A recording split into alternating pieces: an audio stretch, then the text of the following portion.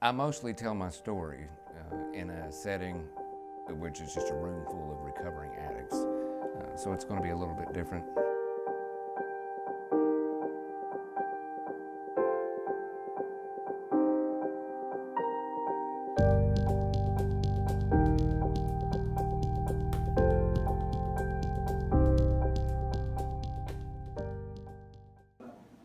Okay, coming in 3, 2, and 1.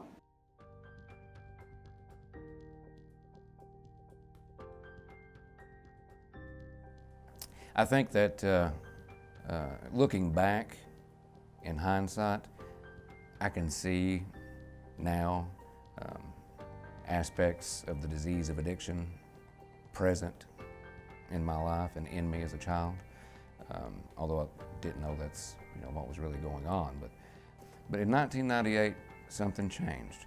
My life was turned upside down. As a matter of fact, on this very day, 20 years ago, in 1998, my father died unexpectedly. At his funeral, I can remember people coming up to me and offering me their condolences and stuff like that. And then a few of them here and there would offer me something else. Aside from condolences, they would give me pills. They gave me a few pills here and there, Valium or what have you, just to try to help me. They thought they were helping me anyway. And I took those when they gave them to me, and I felt okay.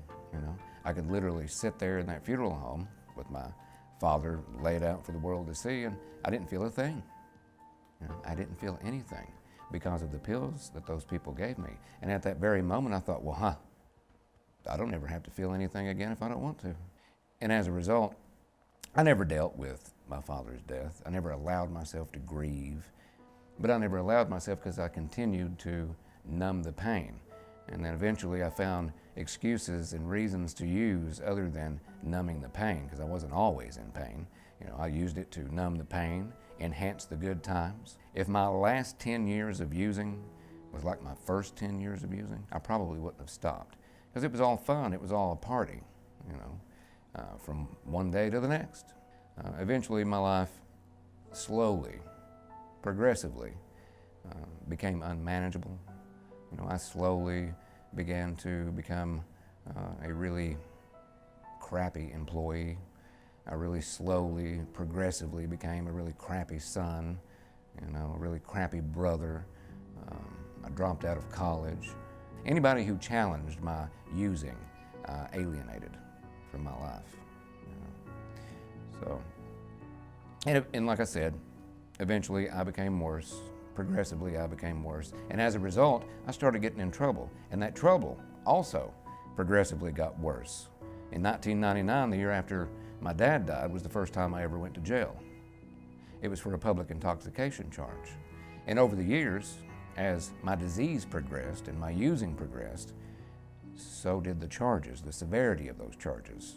They would range from public intoxication to shoplifting to just various things, possession of drugs and paraphernalia, until finally, in the last 5 years of my use, things got really bad, really, really quick.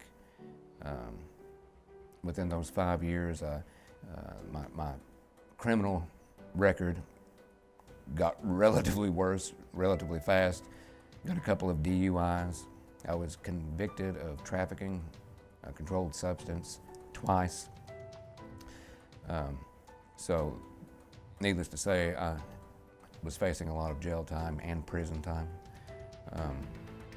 Just before that, up until that point, I had lost my family. Of my own choosing, I had lost my family. Friends, a career, relationships. I'd thrown it all away, given it all away, basically.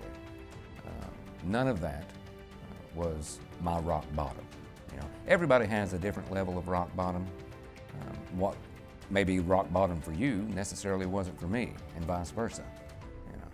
So, as I said, I was looking at a lot of prison time, and I did. The second time that I was convicted of trafficking, I ended up taking a 5-year sentence.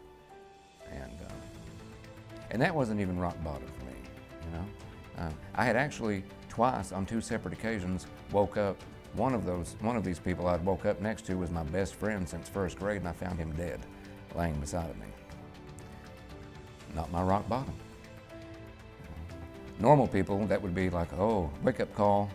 You know, me, no, it wasn't. It made me use more. It made me want to numb, you know, continue to numb those feelings, not have to deal with reality.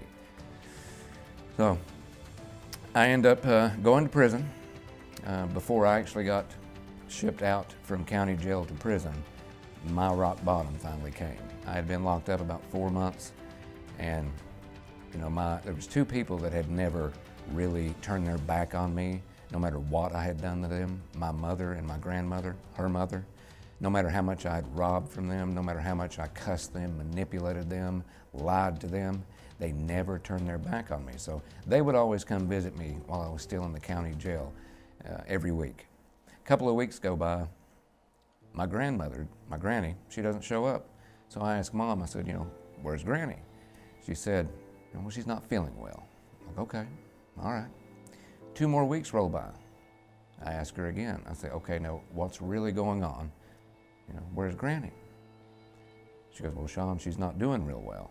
You know, she was 83 years old, lived a long life, wasn't in the best of health, smoked most of her life.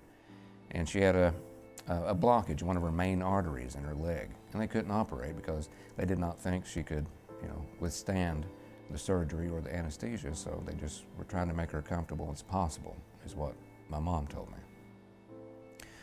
So she leaves. I try to use the phone, get up front to the booking desk to use the phone to call her. It takes me a few days, but I eventually get up there and I call. My mom answers the phone. I ask to speak to Granny. She hands Granny the phone, and immediately, you know, Granny starts crying when she hears my voice. And you know, I couldn't really tell you hardly anything that we said to one another during that conversation, mostly because she was nonstop crying her eyes out. But the one thing I did hear her say, and the only reason I did hear her say it, was because she kept saying it over and over again, was, why, Shawn? Why did you do it again? Why? You know, and that woman, after all I had done to her, and after all she had given me all of her life, she did not deserve for me to make her feel that way while she was dying. She didn't deserve that. You know, not in the slightest. Here she was dying, and she was worried about me. You know. Anyway,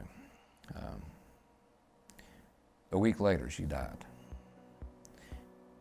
And when they finally told me, 3 days after she had already passed, I went and got in the shower in my cell, and I cried. I cried for the first time in a very, very long time, because I didn't allow myself to feel anything for a very, very long time. And at that moment, I felt that shame, that guilt, that regret, and that remorse, you know, that I had been numbing all of my life, or all of my adult life. I felt that because I was forcibly clean at that time. So I had to sit and feel that, and I didn't like it. I didn't like it. I didn't want to ever feel that way again. I didn't want to ever feel that kind of guilt, shame, regret, and remorse. You know? And at that moment, in that shower, in that cell, in that jail, I knew right then and there I had to do something. I didn't know what to do. I had no clue what to do, but I became willing to do something at that moment. And from that point on, for the next few weeks before I got shipped out and shipped to LaGrange, I asked every human being with a badge or that was walking up down the hall that wasn't an inmate, can you help me? I need help. I need to get somewhere to get some help. Can you help me? I even asked the judge at my sentencing, my final sentencing, if he could help me. As a result, I end up getting to a facility where there was a substance abuse program, and it was required by me to take and participate in that 6-month SAP substance abuse program. It was a condition of my parole. I could make parole. They granted me parole, but I had to complete that SAP program first. So I went in there, and just completely open-minded, and I absorbed as much information as I possibly could.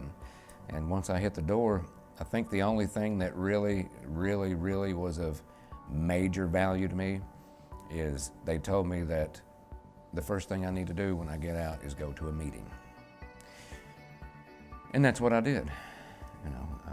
I'm not here to promote one particular path of recovery. I don't do that. I understand today that, the path that I'm on, that works for me, that has worked for me, and that continues to work for me, may not necessarily work for somebody else, and that's okay. What I advocate is action. Somebody to take action in their own recovery process. Find what works for you. Find what works for you. Because as long as you're taking action, as long as you're seeking a solution, you'll find one. You have to take action. I have to take action in my own recovery. And that's what I found in those meetings. I found people just like me, who think like me, because I thought I was the only one that had these insane ideas and these insane thoughts that go through my head, and I share that with those people and they share it with me. We help one another. We're there for one another. People who genuinely care about me and genuinely care about what I want to do about my recovery. People that don't want anything from me but for me to get better, and vice versa. They call it self-help, but it's not really self-help. It's just one addict helping another. And there's so many of us out there. People, yeah, I do have a success story, but I didn't do it alone. I don't do this alone. I've never had to do this alone. I always felt alone. I always felt like I was alone and isolated while I was using an active addiction. But I don't have to go through anything alone. The only reason that I sit here in front of you today with well over 6 years clean and have accomplished, some things that I have accomplished in my life is because I have such a broad base of support that I have found in those meetings. But you know what? Out of all the things that I've found, and it's nice to have a career. It's nice to have a car. It's nice to be able to pay bills on time and not have to worry about, electricity getting cut off, or even living in a house that has electricity for that matter. Those things are all nice. But there's so many other things that I have found as a result of being an active participant of my own recovery. One of those things is I found me. It's one of the most valuable things that I've found so far, and that I continue. I get to know me. I get to find out who I am, who Shawn is. And as a result, for the first time in my life, I'm okay with me. And that's a big deal. All that's usually tied in with the decisions I make. At the end of the day, when I lay my head down at night, it's just me and that pillow. And I have to be okay with the decisions I make throughout the day and in my own life. And those people in that program help me to make better decisions and live life without the use of drugs. Because I never could do that before. I couldn't live. I could not wake up without drugs. I could not go outside without using drugs. I could not do anything without the use of drugs. And today, I have freedom. Freedom from active addiction, freedom from self. And that means a lot. It means everything. Also, as a result of staying clean and being in the program, I have a son now. He's 2 years old. And I have to say that he's definitely one of the many gifts that have been afforded to me through recovery. Recovery allows me to be there and be present in his life and be a father to the best of my ability. And with any luck, as long as I stay actively participating in my own recovery, he'll never have to see his daddy use. He'll never have to see his dad talk to his dad through a glass window, And there's so much that being a dad has done for me. I came in out of active addiction, not believing in God, or at least I did believe, but I believed it was a damning, all smite me, pointing your finger down, hellfire and brimstone God, and that was it, a vengeful God. But through that program and me being involved in actively involved in my own recovery, they allowed me my process of discovering who God was to me. Nobody forced their beliefs on me, shoved their beliefs down my throat. They allowed me my own process, my own path, and as a result, I've developed a relationship with the God of my understanding, and I have. And I still continue to try to develop that relationship. So basically, in a nutshell, recovery has not only freed me from active addiction, but it's given me my life back, and a life that I never dreamed possible, never in a million years. It's made me, it's made me a brother again. It's made me a father. It's made me a son. It's made me a productive member of society. It's made me a responsible employee. It's made me a college graduate. It's made me so many things. So many things. It's given me so many gifts. And in return, I stay involved to give back to that still suffering addict. I try to the best of my ability anyway, because I truly believe that I have to return that favor. And I have to, it's a big part of my recovery, is helping that next addict that needs my experience for whatever it's worth. So all I can say is, if I had any suggestion to give to anyone who seeks recovery, is just look for it, take action, and look for it, because it's out there.